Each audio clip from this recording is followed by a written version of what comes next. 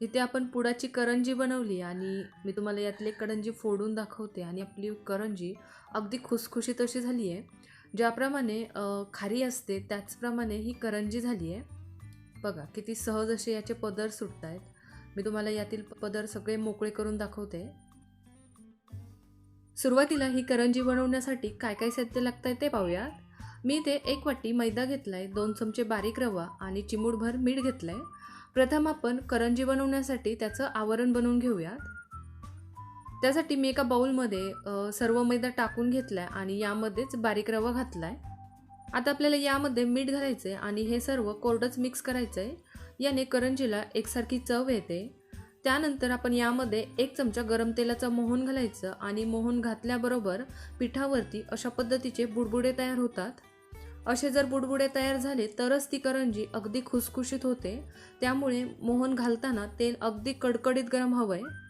तेल घातल्यानंतर आपण हे सर्व अशा पद्धतीने चोळून घ्यायचंय. आपण साधारण 5 ते 7 मिनिटे हे सर्व एकसारखं चोळून घेऊयात.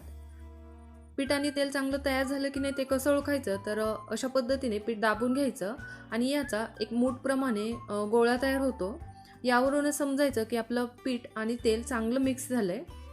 आता आपल्याला याचं पीठ मळून घ्यायचं आहे. त्यासाठी मी दुधाचा वापर करणार आहे. तुम्ही हवं तर यामध्ये पाणी देखील घालू शकता. यामध्ये थोडं थोडं दूध घालून आपण याचं घट्ट असं पीठ मळायचं आहे. यामध्ये दूध घालत असताना एकाच वेळी खूप सारं दूध नाही घालायचं, नाहीतर आपलं पीठ पातळ होऊ शकतं. या इथे आपलं पीठ मळून झालंय. आता आपण याला थोडंसं तेलाचा हात लावूयात. याला खूपही तेल नाही लावायचं, फक्त थोडंसं तेल लावून घ्यायचं म्हणजे आपलं पीठ कडक होणार नाही. आणि हे पीठ हवाबंद डब्यामध्ये ठेवायचं आहे. बघा आपण कशा पद्धतीचं पीठ तयार करून घेतलं आहे. खूपही पातळ नाही किंवा खूपही घट्ट नाही. आता आपण यावरती झाकण ठेवूयात आणि करंजीचं सारण बनवून घेऊयात. करंजीचं सारण बनवण्यासाठी आपण इथे पाऊण वाटी बारीक रवा घेतला आहे, 1 वाटी किसलेलं खोबरं, त्याचबरोबर पाऊण वाटी पिठी साखर, 1 चमचा खसखस, 1 चमचा वेलची पूड आणि 1 चमचा मी सुकामेवा घेतला आहे आणि 2 चमचे तूप घेतलं आहे. सुरुवातीला सर्व घेतलेलं तूप गरम करून घ्यायचं आहे आणि यामध्ये बारीक रवा टाकून घ्यायचा आहे. आपल्याला हा रवा रंग बदलेपर्यंत मंद आचेवर एकसारखा भाजून घ्यायचा आहे. यानेच ते करंजीचं सारण अगदी खुसखुशीत आणि अगदी सुगंधित असं होतं. आपण हा सर्व रवा मंद आचेवर एकसारखा हलवून भाजून घेऊयात. इथे आपण साधारण 10 मिनिटे मंद आचेवर हा रवा भाजून घेतला आहे आणि तुम्ही बघू शकता आपल्या रव्याचा रंग देखील बदलला आहे. आणि आपण हा रवा पॅनमधून काढून घ्यायचा आहे आणि त्याच पॅनमध्ये खसखस आणि सुकामेवा घालायचा आणि 1 मिनिटांसाठी मंद आचेवर हे दोनही साहित्य हलकंसं भाजून घ्यायचं. खसखस थोडीशी भाजून घेतल्याने त्या करंजीच्या सारणाला अगदी छान अशी चव येते. त्यानंतर आपण याच साहित्यामध्ये खिसलेलं खोबरं घालायचं आहे आणि तूप न टाकता हे देखील भाजून घ्यायचं आहे. खोबरं तूप न टाकता भाजल्याने ते अगदी कुरकुरीत असं होतं. आपण हे खोबरं देखील 7 ते 8 मिनिटे मंद आचेवर एकसारखं हलवून भाजून घेऊयात. या इथे आपण साधारण 7 ते 8 मिनिटे खोबऱ्याचा रंग बदलेपर्यंत त्याला मंद आचेवर भाजून घेतलंय आणि आपल्या खोबऱ्याला हलकासा सोनेरी रंग आलाय. आता आपण हे सर्व साहित्य पॅनमधून काढून घेऊयात आणि एका बाउलमध्ये टाकून घेऊयात. आपल्याला हे सर्व साहित्य थंड करून घ्यायचे आणि त्यानंतरच यामध्ये पिठी साखर घालायची. आपण जर लगेच पिठी साखर घातली तर याने ती पिठी साखर विरघळू शकते आणि त्यामुळे आपलं सारण ओलसर होऊ शकतं. या इथे आपलं करंजीचं सारण थंड झालंय. आता आपण यामध्ये वेलची पूड घालूयात आणि काही पिठी साखर घालूयात.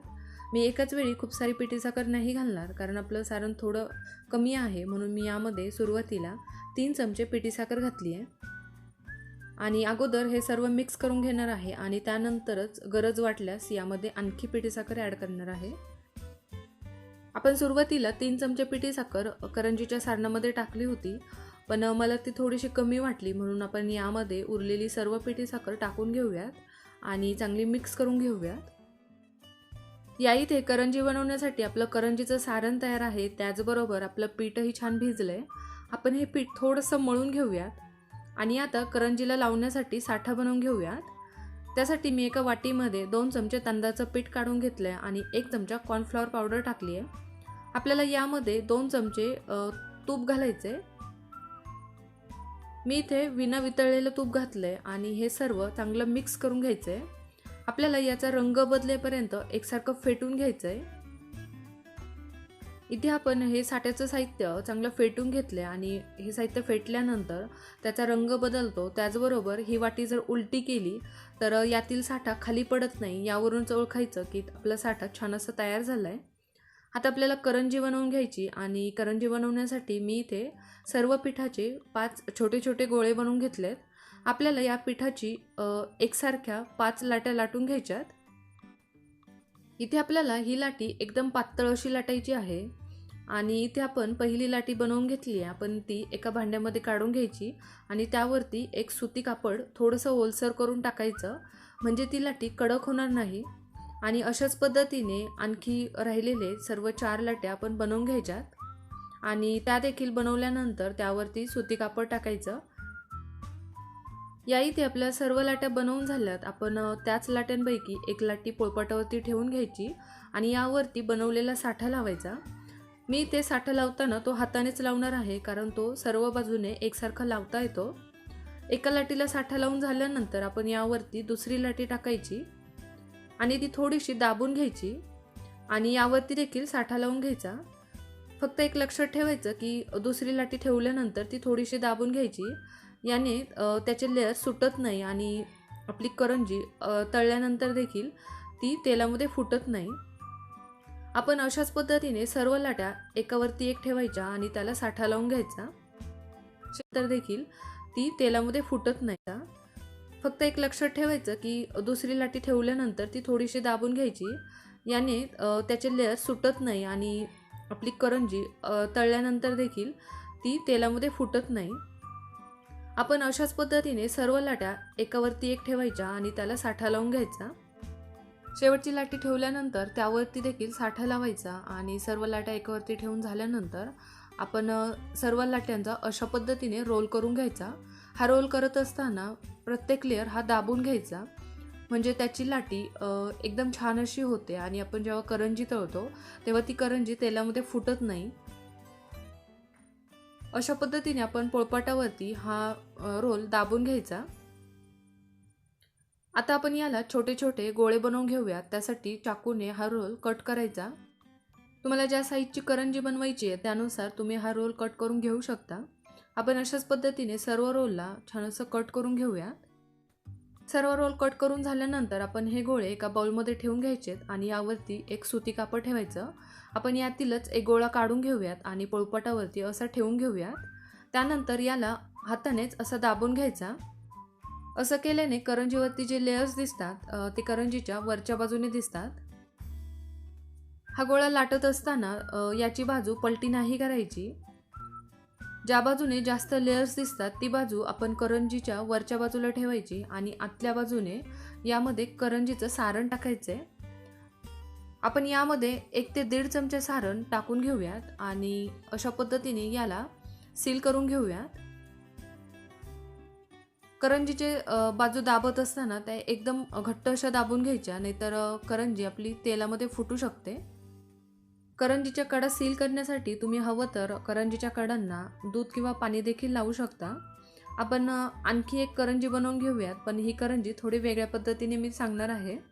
त्यासाठी मी पिठातीलच एक गोळा काढून घेतला आहे आणि त्याला एकदम पातळ असं लाटून घ्यायचं आहे।